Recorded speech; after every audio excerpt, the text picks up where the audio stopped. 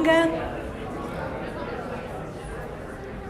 I'm Enrica Dallara, Associate Dean Planning and Landscape Architecture, and it is my pleasure and great honor to welcome everyone to this event tonight.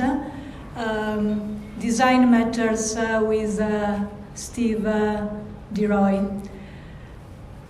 Next Design Matters lecture will be held on January 26th, entitled Rethinking Urban Growth. It will be a panel discussion with Mayor Jody Gondek. And I also want to say thank you to our sponsors, EXP Engineering, Architecture, Design and Consulting, Element Integrated Workplace Solution, DIRT, Woodworks, Wood Products Council, Canadian Wood Council, Alberta Real Estate Foundation. Design Matters is also made possible by the Legacy Lectures Endowment. I invite now Professor of Planning Francisco Alaziz Uribe to introduce our guest. Thank you.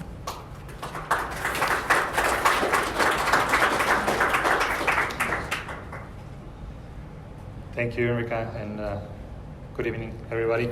It's my pleasure to introduce Steve DeRoy.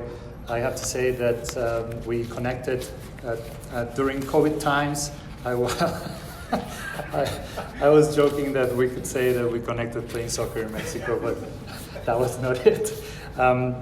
But we connected through COVID times, and I was very grateful that Steve, in those times where everybody was so tired of doing Zoom already, that he was generous with his time and contributed to one of our classes in such an important topic as he's going to present today. So I'm really grateful that he is with us today, and I would like to read his bio because he has done so much in the past few years. Steve is from the Buffalo clan, is Anishinaabe Saulteaux, and a member of the Ebb and Flow First Nations from Manitoba. He is the co-founder, director, and past president of the Firelight Group. Steve founded the annual Indigenous Mapping Workshop. He is an award-winning Anishinaabe professional entrepreneur and has expertise in mapping and geographic information systems. He has worked with business development, natural resource management, and property management. He has applied his expertise to lead traditional knowledge land use studies for numerous Indigenous groups that have been impacted by large-scale energy developments. Since 1998, Steve has mentored Indigenous practitioners, conducted risk management, built decision support systems and monitoring tools, supported land claims, developed best practices, established consultation processes, facilitated community engagement and planning approaches, and supported negotiations between Indigenous communities, governments, and industry. Steve is an international speaker and has presented at numerous conferences, university lectures, and events such as this. Steve is a board member of the Canadian Remote Sensing Society, a board member of the Canadian Urban Institute, an advisory board member for the Institute for Integrative Conservation and Williams and Mary, a moderator of the Open Forum on Participatory Geographic Information Systems and Technologies, and a trainer of the Google Earth Outreach Trainers Network. As you can see, all of this work just recently has been awarded an award for this trajectory from the Ontario Premier Award in Technology. So, Steve, thank you so much for being with us today, and please, the floor is yours.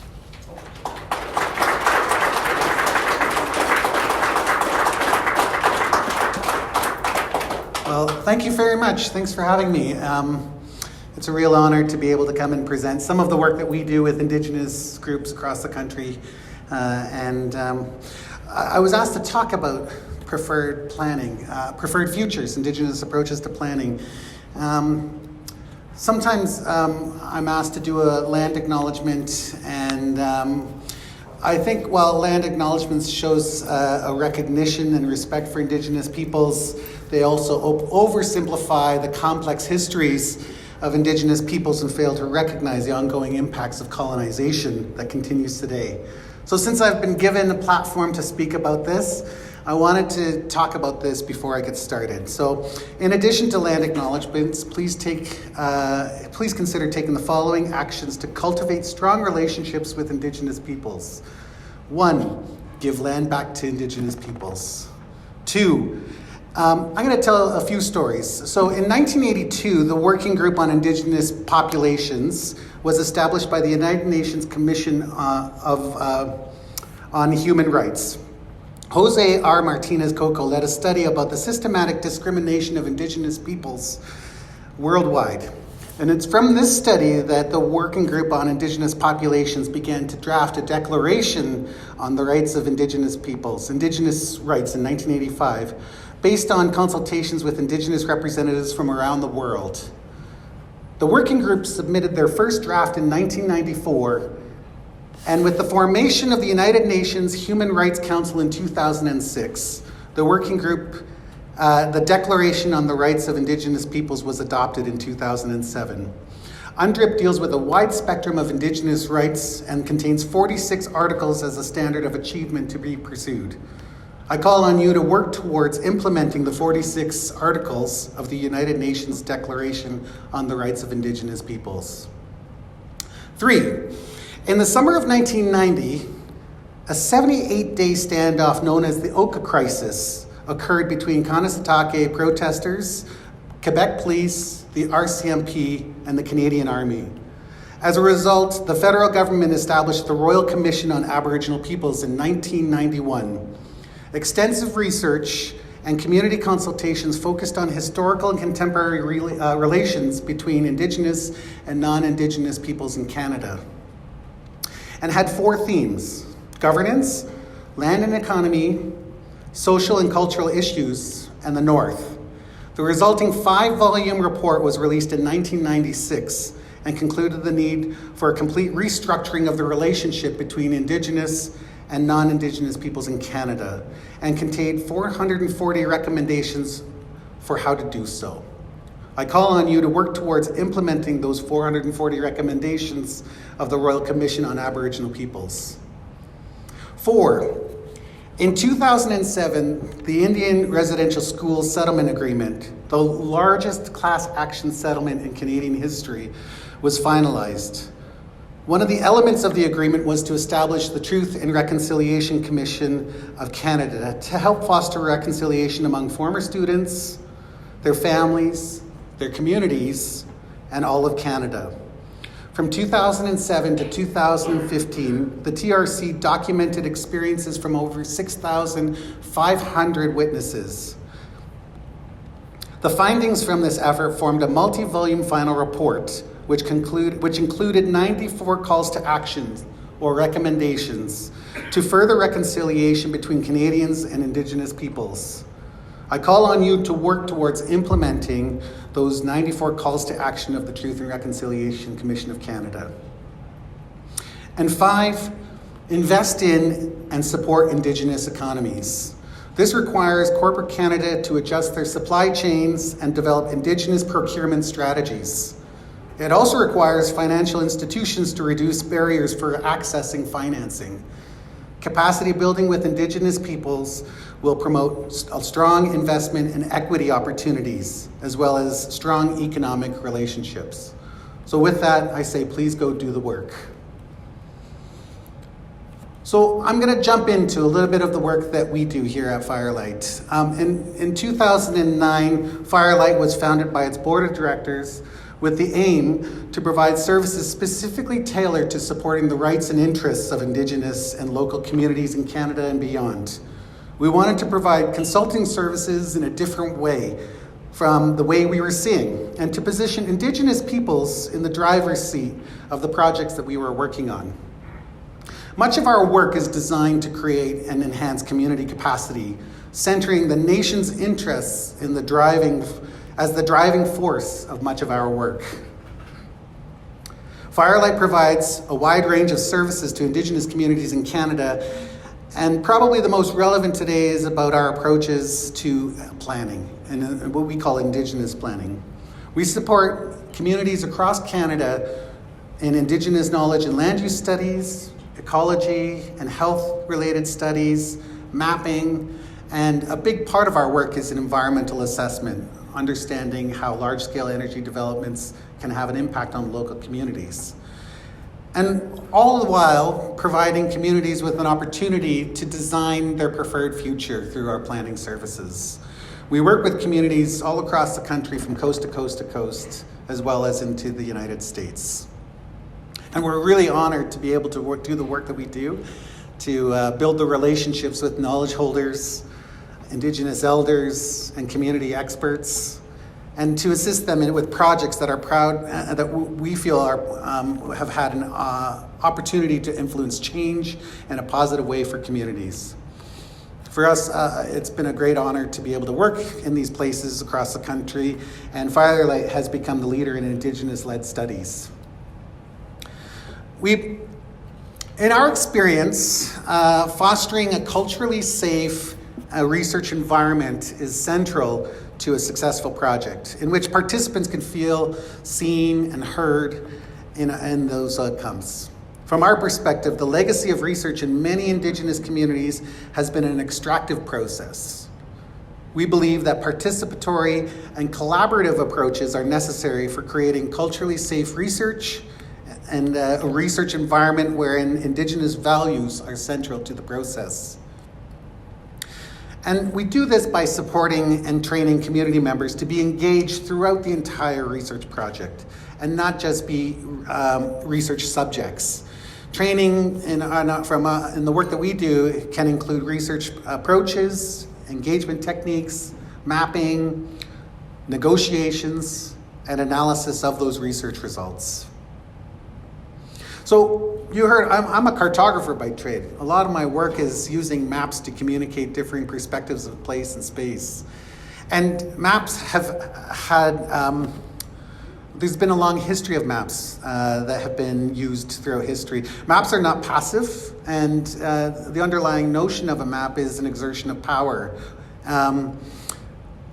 Maps historically have been used as communication tools as well as navigational tools, but the underlying notion is that exertion of power and knowledge, and those that hold the pen wield the power to define that space and place.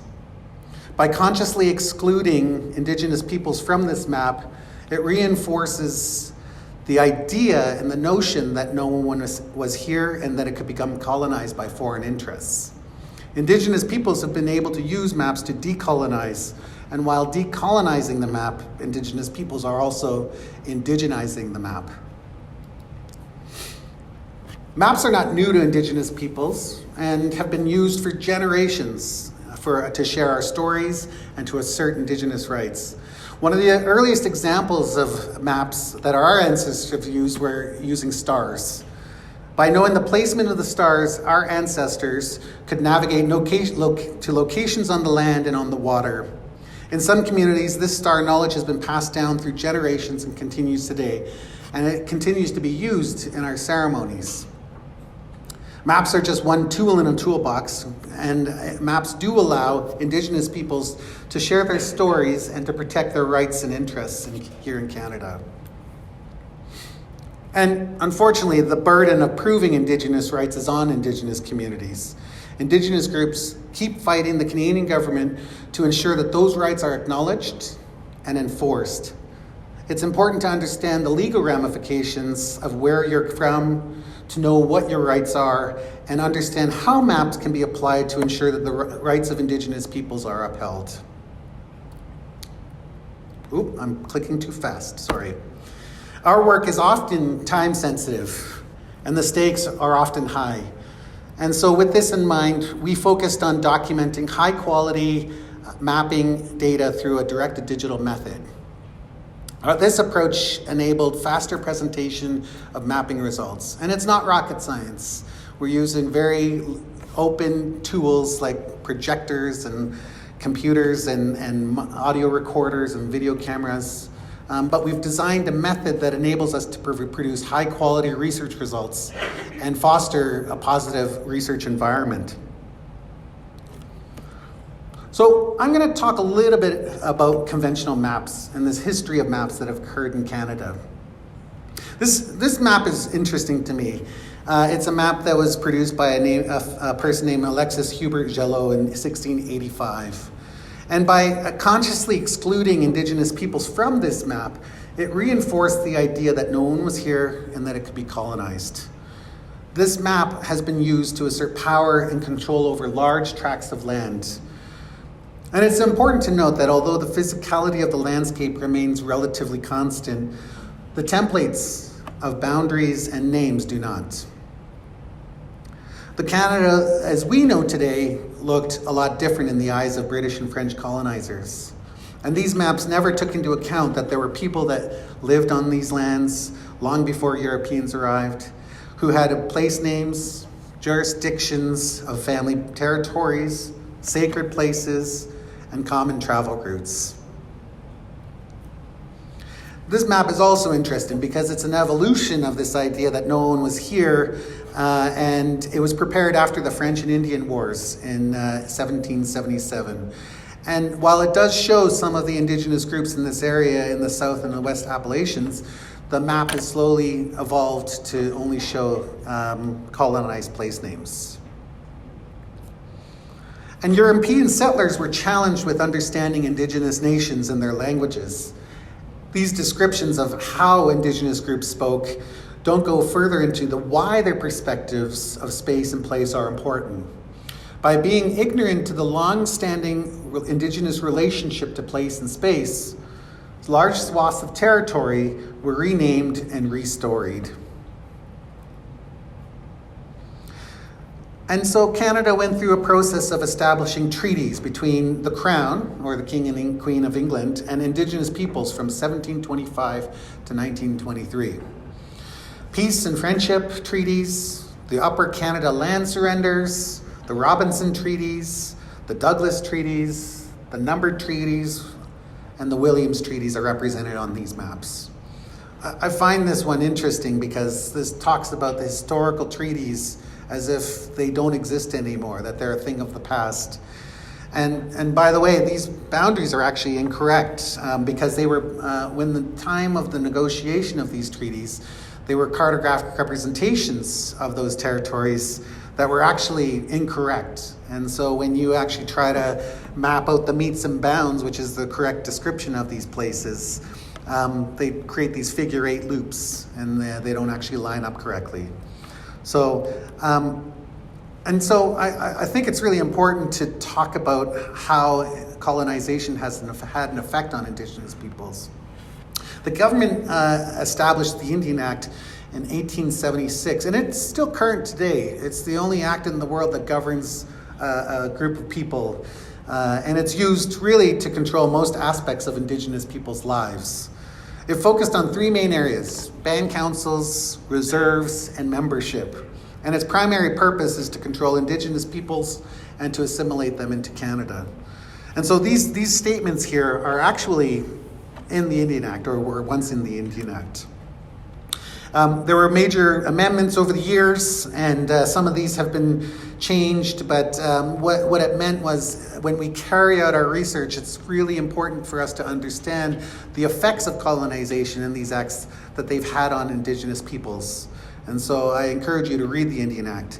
And this is actually a permission slip that was used in order for people to be able to leave the reserve. They needed what's called the pass system. And so people needed to have permission in order to leave the reserve. You might have heard the term, oh, that person's gone off the reservation. It stems from this. It stems from us having to get permission to actually be able to leave the reserves.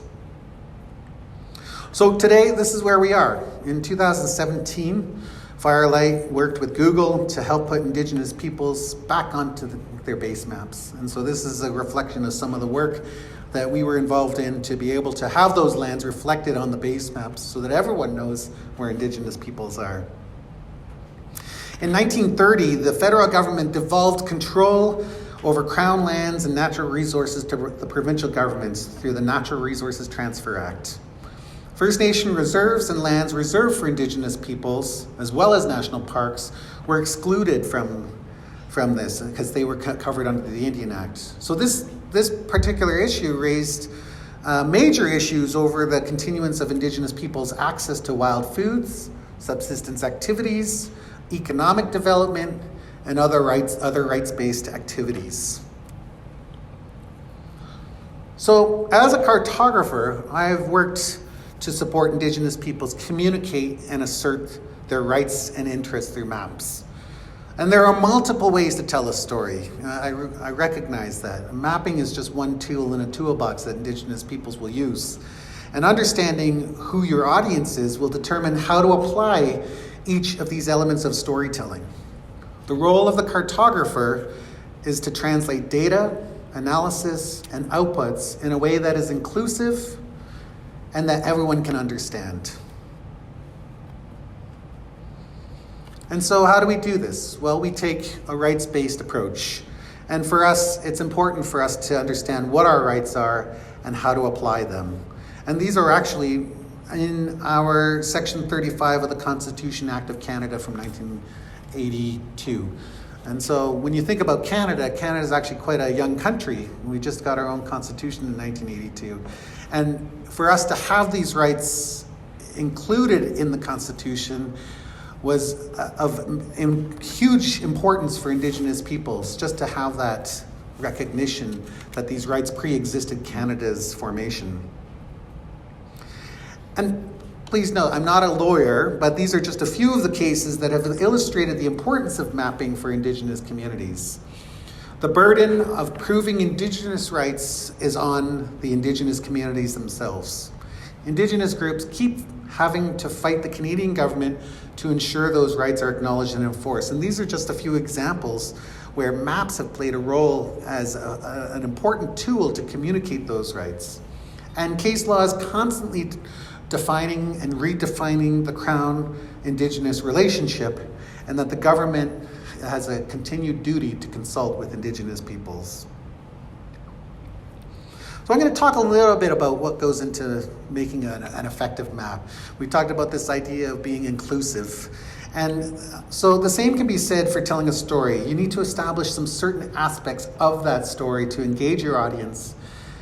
And in some cases, you actually have to leave out some details that don't contribute to that story. So with Indigenous mapping, what will the story be for you? To provide some basic background, maps typically contain these elements to orient the map reader to what they're looking at. They include titles, symbols, scales, labels, and north arrows. And how we make these maps, we use a tool called Geographic Information Systems, or GIS for short.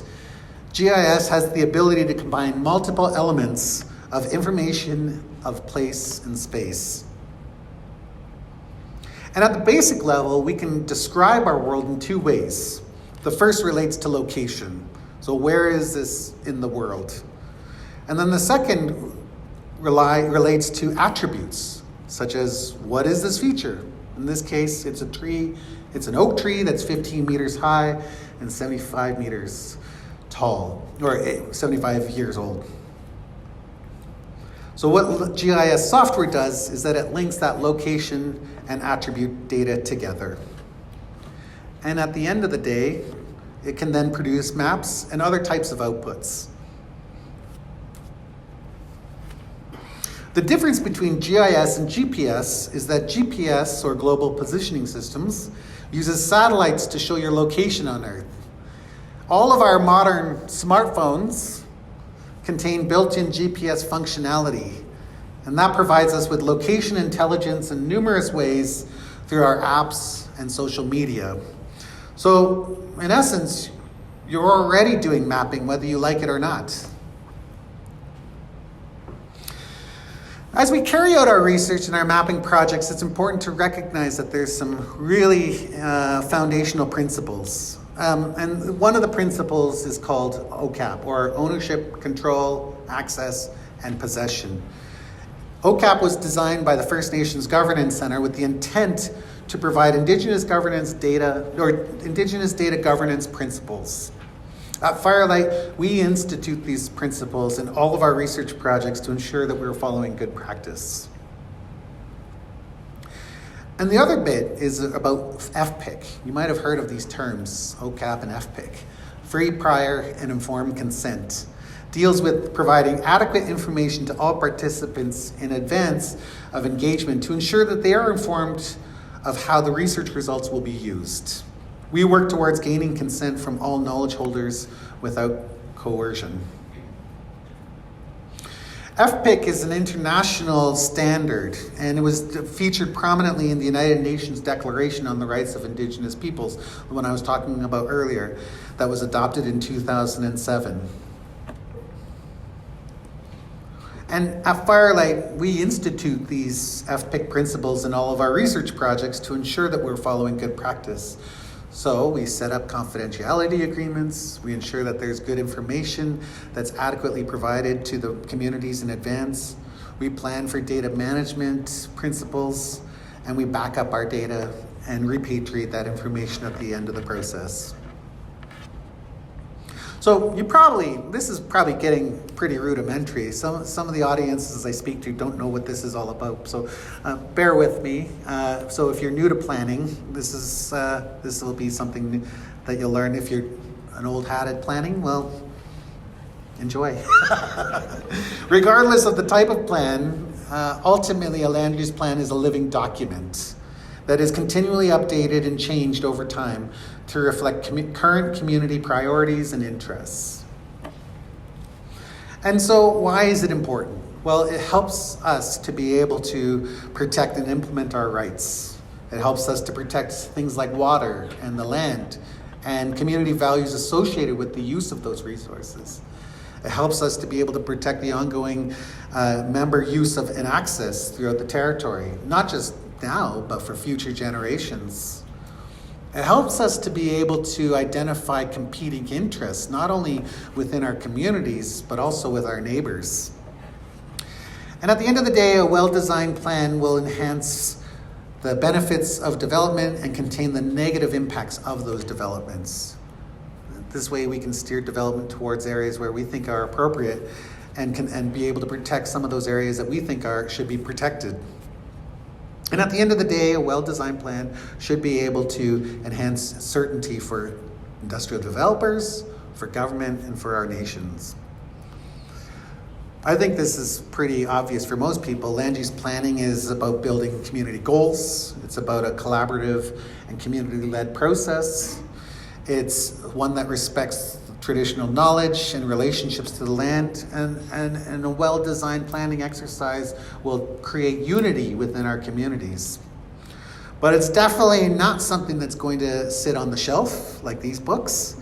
It's not a data analysis that excludes and ignores the community's desires, and it's not something that government or industry does without the community direction. So we talked about this idea of developing a plan, figuring out where we're going to go right now, where we're going to go, how do we get there, and then evaluating whether or not we've got there. And it's a circular kind of exercise. You start a planning process. Just because you start a plan in 2022, that doesn't mean you'll never plan again. It means that in maybe 2024, you're going to come back to your plan and you're going to say, well, these certain elements of the plan worked and these ones didn't work, and how do we adjust and redesign our approach to planning? So there's some considerations when thinking about your plan. One of the elements is determining your scale and the geography. In this case, are we focusing on the treaty area, such as where I'm from, Treaty Number 2?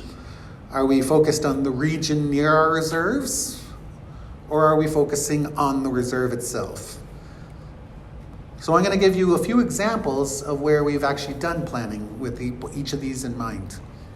The first example, I was involved in a land use planning exercise. It was a territory-wide exercise working with the Heiltsuk Nation on the central coast of British Columbia. And we engaged the community. We asked forward-thinking questions about places where they'd like to see economic development opportunities. tourism opportunities, places where they'd like to see certain developments take place, places where they don't want certain developments to take place. And then we carried out an in-depth GIS analysis based on those community priorities. Another example is we've worked with the Datsiko Tribal Park, where it's an expression of the Tsilko team to create a protected area for them to be able to continue to use. And it's an Indigenous-led conservation planning exercise. We've also had the fortune of working with Lytton First Nation. This is unfortunately before the town of Lytton burned down a few summers ago. But the idea was it was primarily focused on Lytton First Nations reserves. They have 57 reserves that cover the entire Fraser River Valley area. And it helped the nation to be able to build criteria to evaluate proposals and referrals made by not only their band members and individuals, but also third-party interests outside of the community. We've also been using GIS technologies to help Lytton First Nation to develop their 5-year housing strategy for their 57 reserves. Using a tool called Survey 123, this is a tool that's produced by a company called Esri Canada, we inventoried all the housing located on each of those reserves to gain a deeper understanding of the management and maintenance of those capital assets. We did the same thing with the Saikus First Nation in northern BC, where with all the information that was captured from that community-led data gathering exercise, we were able to develop 5-year housing strategies that focus on designing opportunities to secure funding to build new homes, as well as prioritizing homes for renovations. In this final example, we supported the Doig River First Nation to carry out a traditional knowledge and restoration study of caribou in their territory. So rather than looking at building a plan for lands and resources, we're looking at animals as a particular resource. In this case, it was caribou. The outcome was that Doig River First Nation were able to articulate cultural rules surrounding hunting, seasonal important habitat areas, and impacts on those values. Doig River First Nation provided the province of British Columbia with 14 management recommendations based on their traditional ecological knowledge of those caribou species. So how do we do this? How do we go about building a community engagement process? Well, we think that community-led research is vitally important to the success of any project that we do. That Indigenous peoples have to be in the driver's seat. We could come in and do all of that work for them, but at the end of the day, will they be able to carry on that research into the future? And so we have a very specific approach to community engagement that's grounded in the principles that each community member and community partner should be given a fair and meaningful opportunity to participate, and that their knowledge, opinions, and ideas are considered and represented in all components of that planning exercise. We typically start our engagements with community meetings, inviting the broader community to come learn more about the project. And I gotta say, food, you guys have done it right. Food is a great attractor for many of these community meetings. And so we often do that, offer dinner and a meal. We follow those culture protocols, and we go about introducing the project. And we wanna make sure that everyone involved is treated with respect, and that each person's knowledge and input is treated equally important. Sometimes this involves establishing some ground rules, such as adopting a confidentiality agreement for how the information is going to be used. So when we carry out our research, if we only talk to men, we're only going to hear about the men's perspective in that community. And vice versa. If we only speak to the women, we're only going to hear the women's perspective. So we want to make sure that we're involving all aspects of the community. And we want to ensure that we're identifying the things that matter most to that nation. And at the end of all of our engagements, and after we've analyzed and synthesized that information, we want to make sure that we present the findings back to the community. Information has to be translated in a way that makes sure that everyone understands how we translate it and package those results up. It also provides us an opportunity to get it right. So when we're carrying out a mapping exercise in many of these planning exercises, prior to any analysis, it's critically important to ensure that everyone understands where the data is stored and how we're going to use it for analysis. So we establish a data library. And in that data library contains all the information that we're going to be using in the analysis. But also we have things like metadata, or data about data. And this allows us to assess the quality of the information that we're using to make our determinations. And it kind of follows on this old saying that if you put garbage in, you're going to get garbage out. So we want to make sure that we're using the highest quality of information that we can in all of our analyses. And so sometimes we're blending, or I like to call it braiding, Indigenous knowledge and science on maps. And this involves creating a multi-layered atlas to better understand those spatial relationships. Oftentimes we don't even see it. It's right in front of us, and you overlay those two layers together and it says something about that area.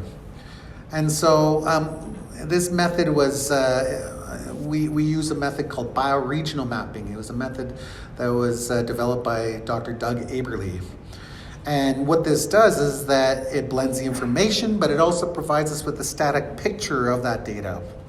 It also identifies where the gaps are in our data. And so we're able to then prioritize relevant information that helps us in our decision-making processes. By blending this information together on maps, it visually shows the relationships between those various layers, and it also helps us prioritize which layers need to be updated within the community. Oftentimes, planning exercises cover vast territories. So the one example that I provided earlier on the Heiltsuk Nation, it covered a massive geography. And so it was important for us to simplify the analysis into smaller areas. So we often think about it like using a cookie cutter approach, where the boundaries that we use are based on cultural and natural features, but it allows us to simplify the analyses that take place.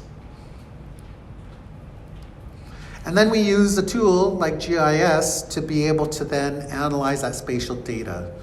We also analyze the narratives that we've heard through those engagements using tools, just basic tools like Microsoft Excel. At the end of the day, when we repatriate all those materials, the community should be able to access those tools with ease. So we try to avoid using proprietary software, custom software. We're trying to make sure that all the information is then able to be applied and used after we're completed the project. So oftentimes the results end in a poster like this, where we'll put it up on the wall. This is a simplified way that you can then clearly communicate complex ideas. It's important to present your findings in ways that the community and external parties can understand. Otherwise, you'll suffer from having to constantly explain the results. At the end of the day, these maps should be dead easy to understand by anyone in the room.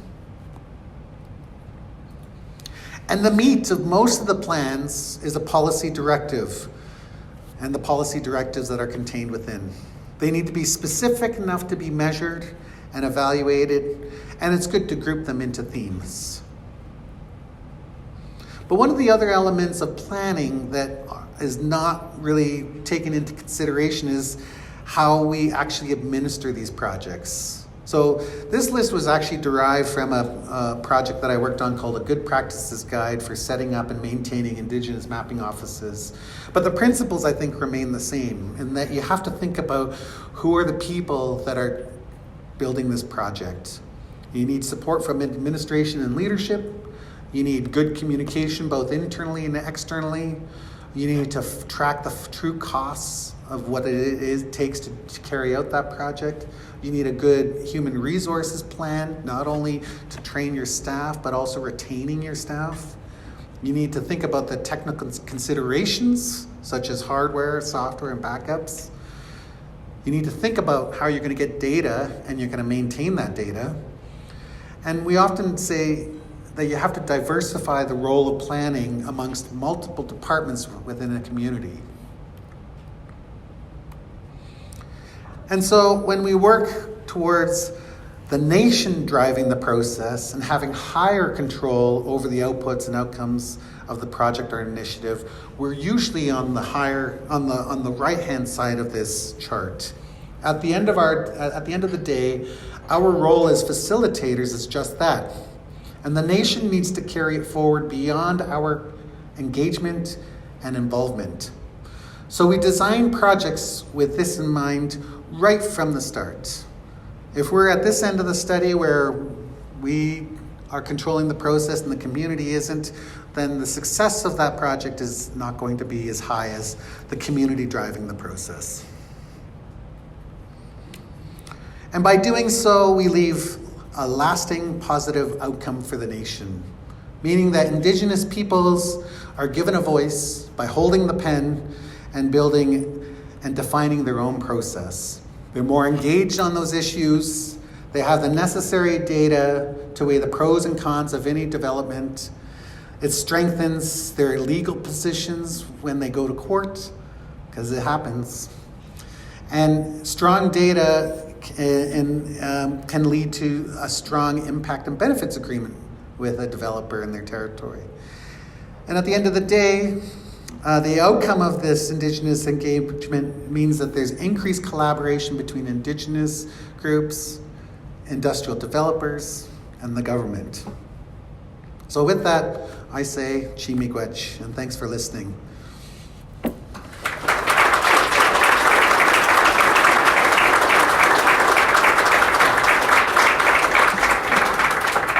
Are there any questions?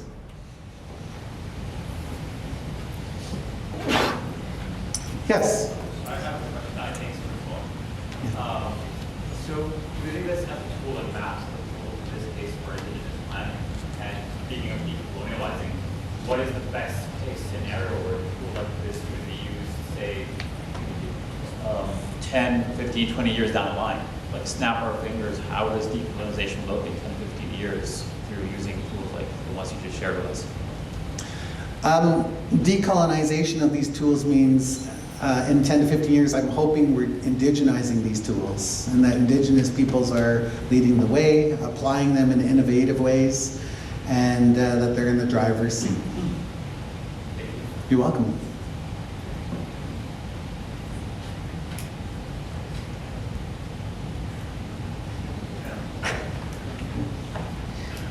He's running.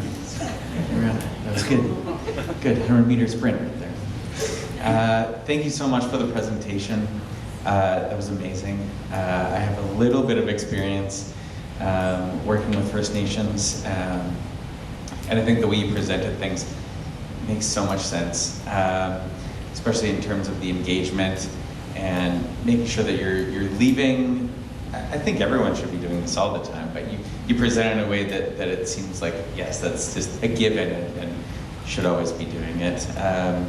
Leaving the community better off than you found it. If you're training people through the engagement, I think that's amazing because you're setting up the community for their own success. That doesn't have to do with my question though. My question is, I understand that mapping quantitative data is a lot easier than qualitative data. So I was hoping maybe you could expand a little bit more on how you go about mapping qualitative data, the stories of communities and the history of First Nations, and how you kind of put that on a map in a meaningful way. Thank you. Great question. Thank you so much. And yeah, oftentimes measuring the qualitative aspects is the meat and potatoes of a land use plan. And so I described about a directed digital mapping approach that we developed, where we project a map up on the wall and we record the interview, and we have a semi-structured interview process, and we're asking questions about things like, where do you go hunting and where do you go fishing and what are some of the activities you like to do? and tell us about not only where those locations are, but tell us why do those places matter. So we're not necessarily getting at trying to map hundreds and hundreds of points. We're trying to map out some anchor points to a much broader practice and then get at the what is the value of that. And so we record these interviews using audio and video, and then we go through a process of transcribing and analyzing those stories. So we might be mapping a place where someone goes fishing. I'll use fishing as an example. And someone might say, well, I've been fishing in this place my whole life. My father taught me, my grandfather taught him. It's a place that we've used for a long time, and this is what fishing means to me. And so we get at those questions of the why does it matter? And so the who, what, where, when, and why of that value, rather than just a point on the map. And so then when we analyze all those elements later on, we can get people's quotes and their narratives that are directly put into those plans. And I think that's where it's a bit different. It's a departure from doing the quantitative work, which you're talking about, and getting at the qualitative aspects of the why does it matter. And so we type it up in Word, and we get these beautiful transcripts from the interviews, and then we analyze those and pull out all those juicy bits that people have said, and we'll analyze it in a tool like Microsoft Excel, and we can filter out all of those things that people have said about a particular thing. So let's say we wanted to understand about a cultural site, for example. We can isolate all the cultural sites and know where it was mapped and who said what about those cultural sites, and get these really beautiful narratives of the value of those cultural sites in our analysis. And so that's how we treat that.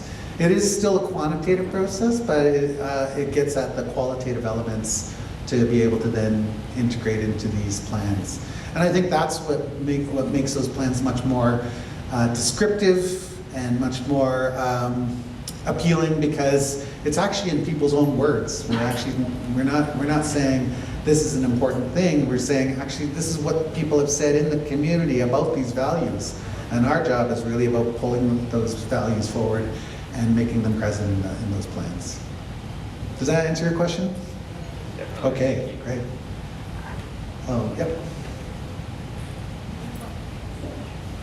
I just, thinking of the qualitative data, I was wondering if ecologically or otherwise, there is sensitive, sacred information that is involved with the community and their use of an area, but is difficult, either there's restrictions on how that may be shared, or cultural restrictions.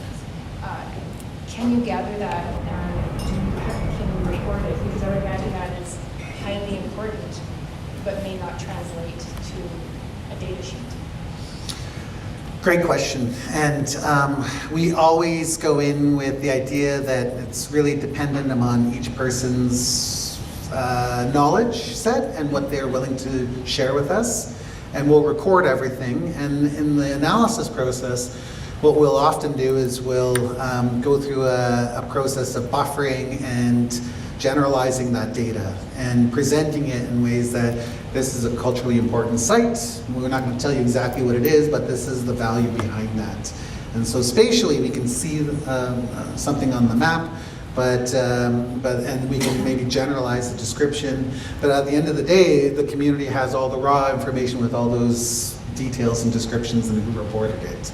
So we go through a process, and that's where the verification process becomes so important, because we can say, this is what we heard, this is how we've interpreted it, this is how we presented it, and sometimes people say, you can't present that information, and that gives us an opportunity to course correct and remove some of those elements that might not be appropriate to include.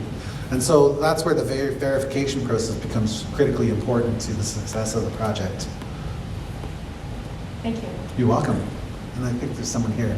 I guess my question is more around public engagement specifically. Obviously, you said that First Nations people cannot be usually guide. Sorry, Mike's thinking weird because my voice is already doing that. I can hear you. So I guess what I'm specifically interested in is when you see those knowledge gaps as far as like a group of people people, whether that's like youth, women, queer, whatever it might be, do you have a specific way of filling those gaps that you recommend? Or is that something that's sort of done through course correction when you're evaluating your own data and be like, there's a blind spot here based on the engagement we've seen or experienced? Absolutely, yeah, and it often requires us doing a certain number of engagements. That might involve doing individual interviews, it might involve doing focus group meetings, it might be community-wide meetings, and so oftentimes we don't see the blind spots until we're actually doing the analysis. And it's at that point that we might say, oh, we need to do further engagements to fill in some of these gaps that are apparent. And so part of this is the planning process. You kind of go down, collect information, you analyze it, you come back and you say, actually, we need to do more data collection. But there is a saturation point. There is a point where you're like, I'm not hearing any new information. Everyone that we've talked to has said similar things. And so I guess at that point, that's when you can feel confident that you've got a good piece of work. You're welcome. Yes. Hi. So I was wondering if you can please give or comment a little bit about the use of this app, Survey 123, and how it's been used to document the existing, say, data set or inventory of houses and infrastructure within communities, and and how the data that corresponds to every unit can be successfully gathered. Presumably, I imagine it also includes some contact with the community, as you were mentioning before. So yeah, wondering, some of us are particularly interested in that, so I was wondering if you could maybe just comment a little bit about that process.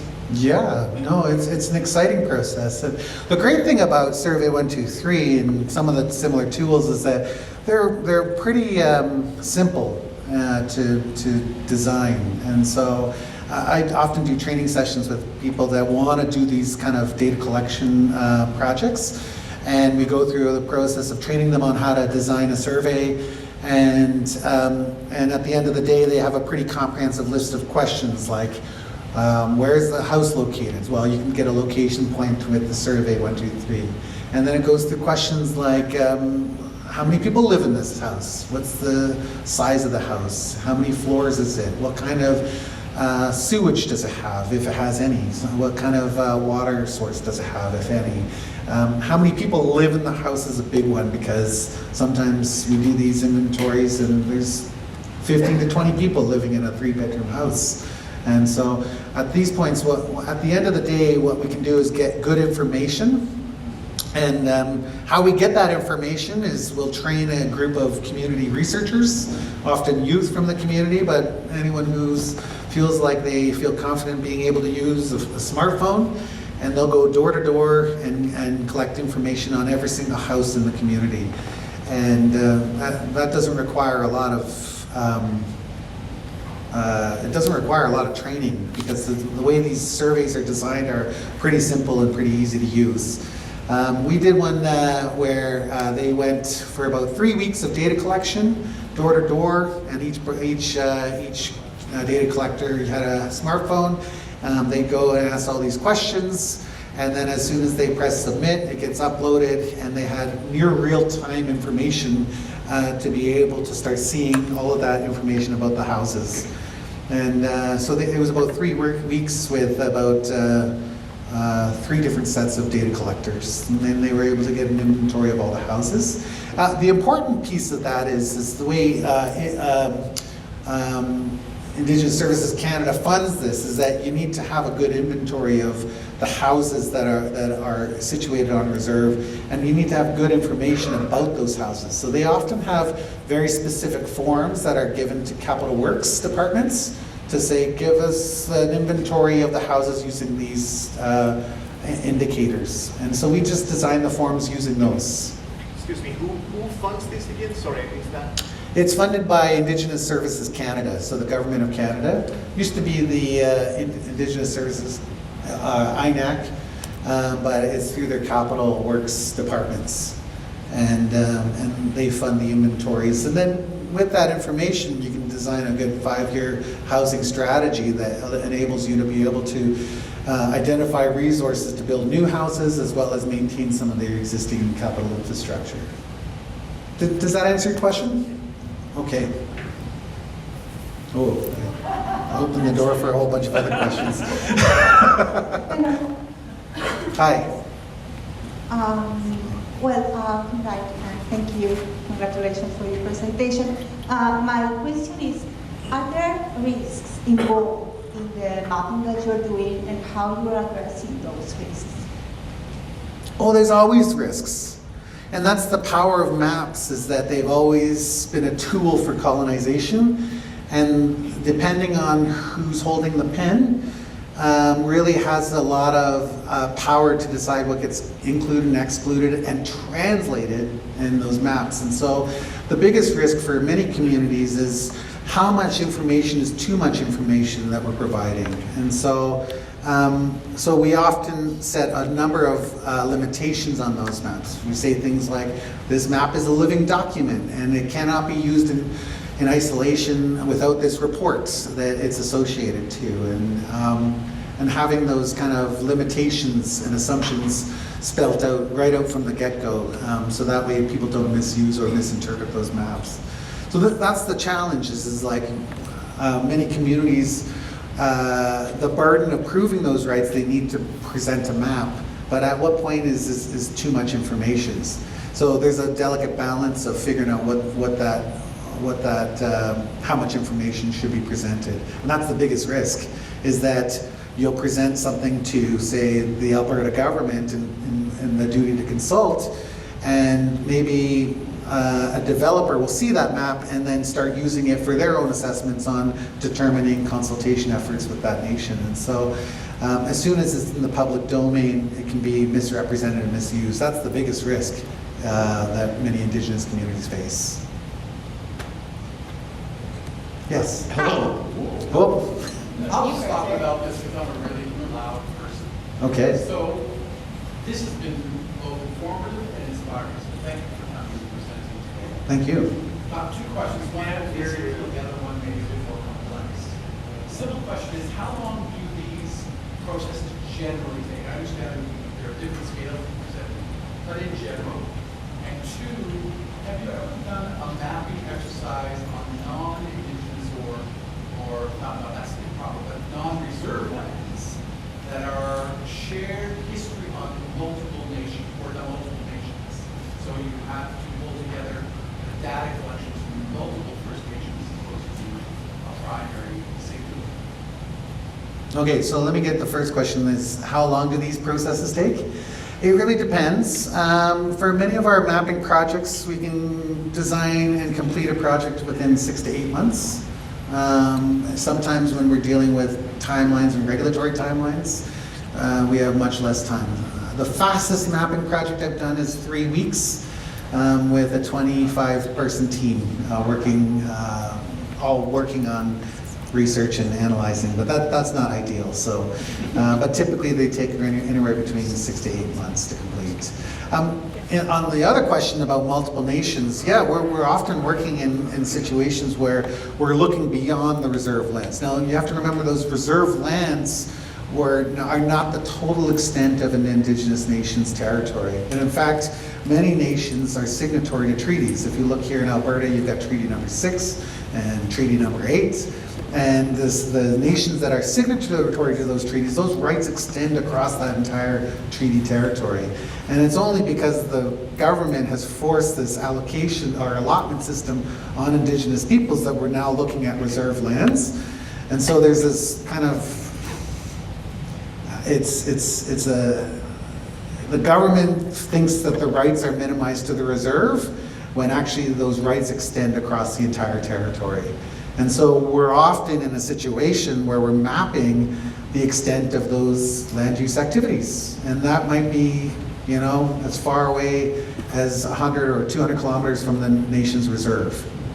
And it really depends on the population and where people are situated now.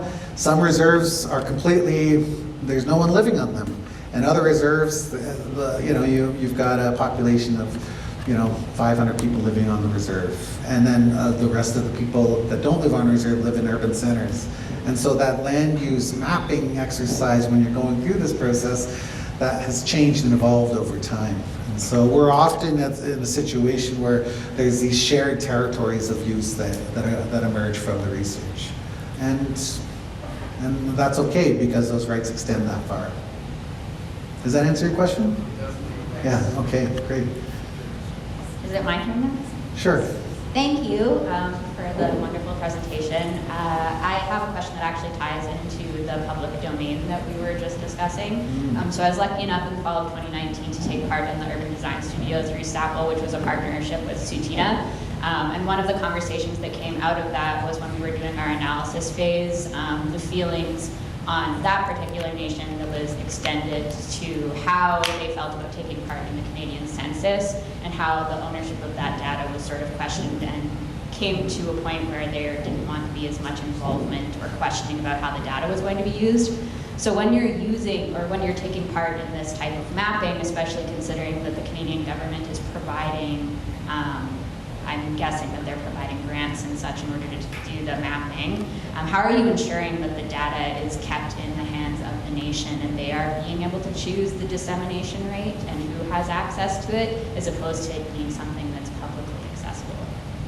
That's a great question. And we work quite closely with probably about 20 or 30 different law firms and lawyers that represent Indigenous communities. And so oftentimes it's we're taking the advice and direction from the lawyers in consultation with their leadership on what information can be made publicly available, as well as what information can't. I've had some experiences where we've gone through these research studies, created the most beautiful maps, and at the end of the day, the nation said, we don't want to present those maps, and we only want to provide a description of the values that are situated on those maps, and that's all we want to present.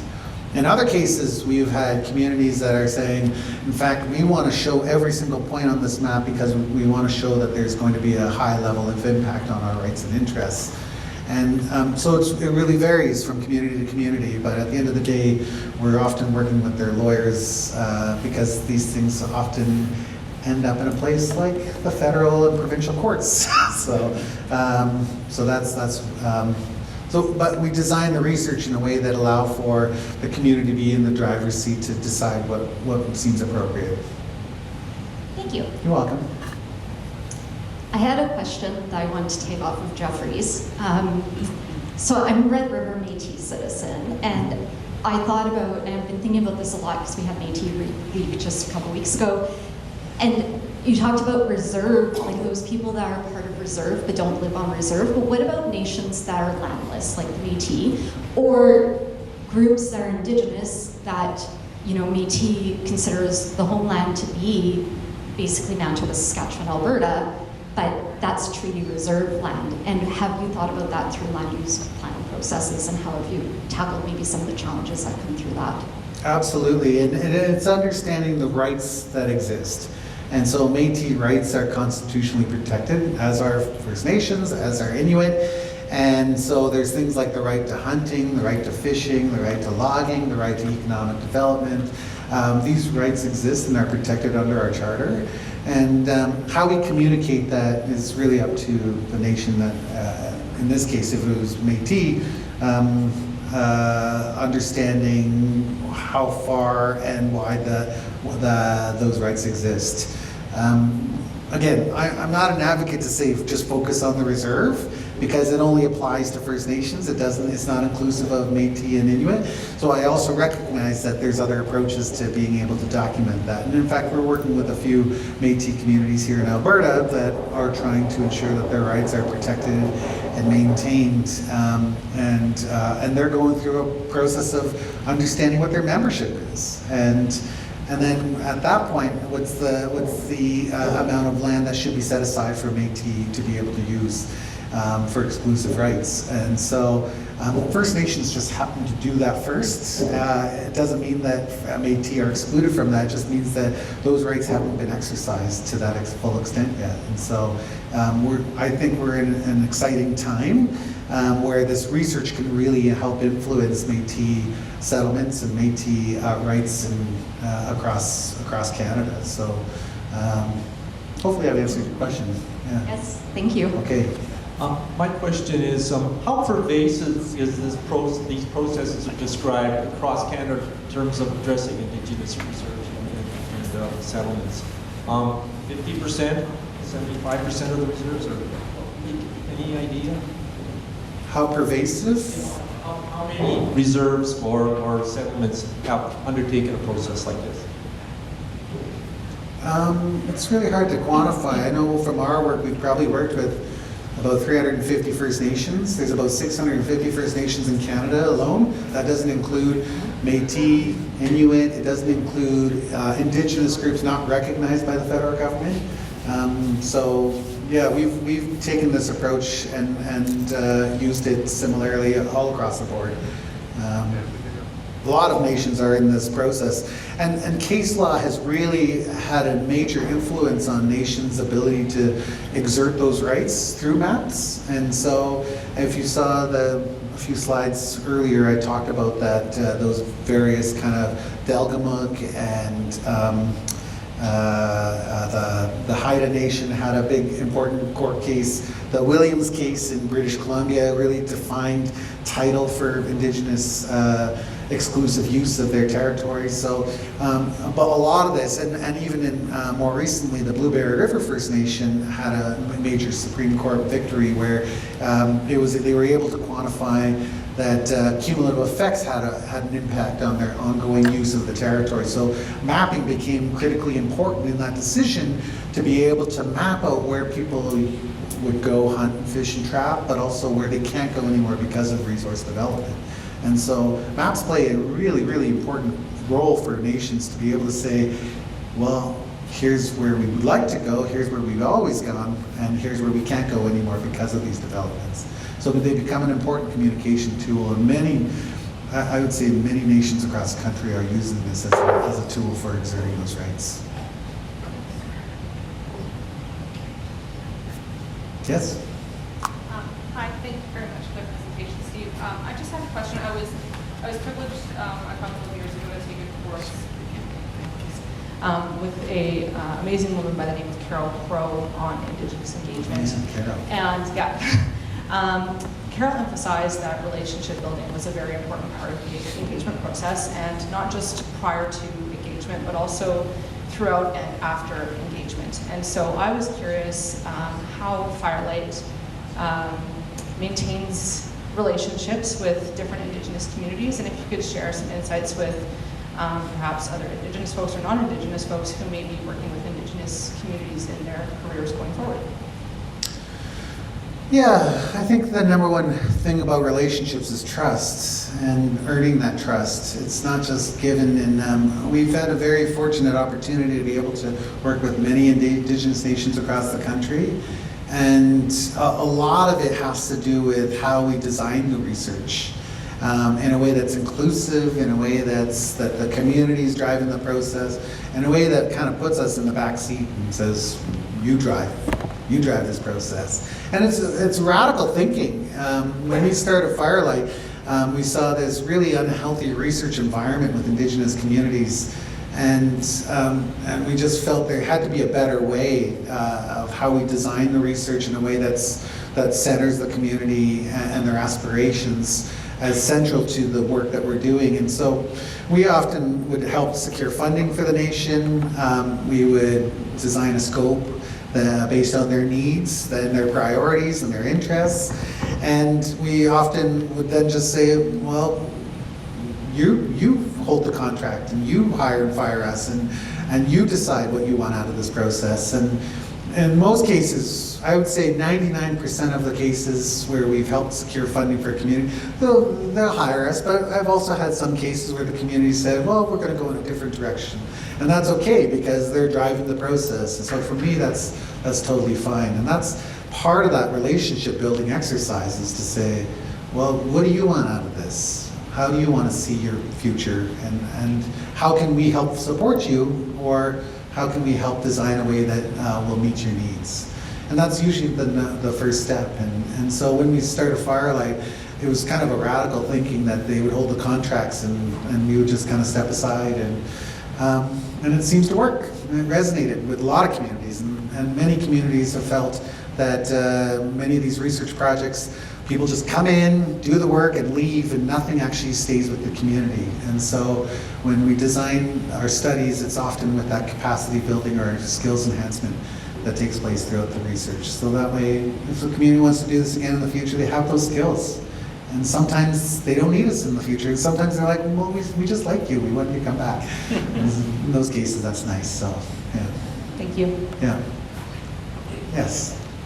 Thank you for your presentation. I'm wondering, you mentioned that you're a trained cartographer, and you're sort of you're operating between both worlds. I'm wondering, do you find there is some specific differences of how Indigenous communities approach that mapping process or understand the mapping, or is there anything that has sort of shifted or changed for yourselves in this role, supporting the communities?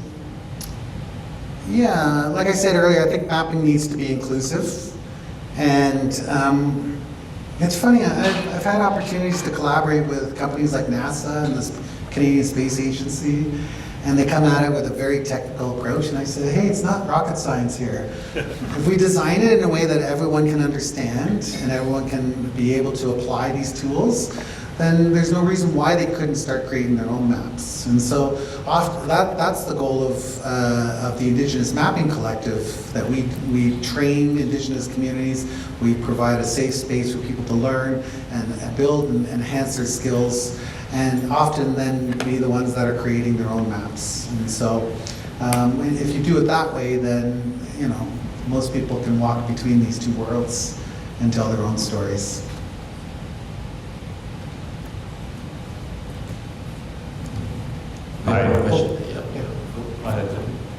Okay. I appreciate the techniques that you used to sort of create like a human-centered or cultural-based relevancy for placemaking. I was wondering if you've ever thought of applying this, or if you know of applications to similar methodologies for non-Indigenous but other racialized communities that are in Canada or elsewhere, but don't have or are trying to seek sort of a cultural relevancy for their own placemaking in Canada or elsewhere. Like I'm thinking the city of Calgary just finished their Chinatown cultural planning exercise, but that was all geography like it was geography first before culture, versus I get the sense your culture to define geography. Yeah, absolutely. Yeah, and we focus on, in that case, focusing on culture and focusing on the things that matter most to that community of people is central to everything that we do. So if you're working in an Asian community or you're looking at a racialized community, the idea is really getting at the heart of what's the story you're trying to tell. And then what are the pieces of information you need to be able to tell that story through that lens. And while doing that, train people on being able to tell their own story rather than you coming in and telling it for them. And so if you take that approach, I guess the model can be applied across any racialized group.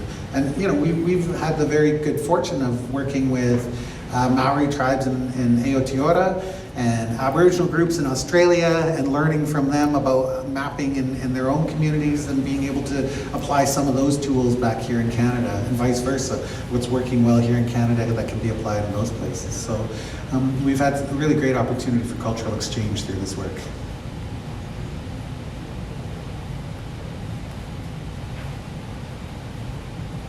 Well, I think that's all the questions.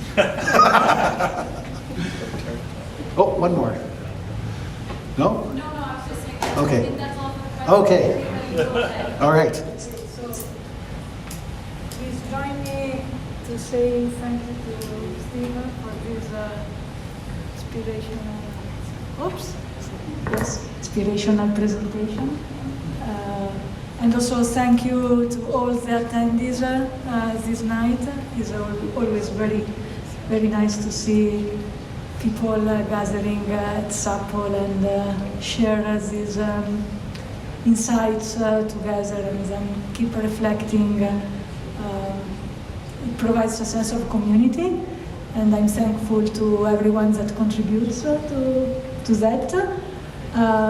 thank you again to our sponsors that make this initiative possible, and also to SAPOL staff, Megan, and all the students that are volunteering around the events. Again, nothing is possible with a single person working on the task, and is about the participation that all we feel and we share. Thank you all. Enjoy the night.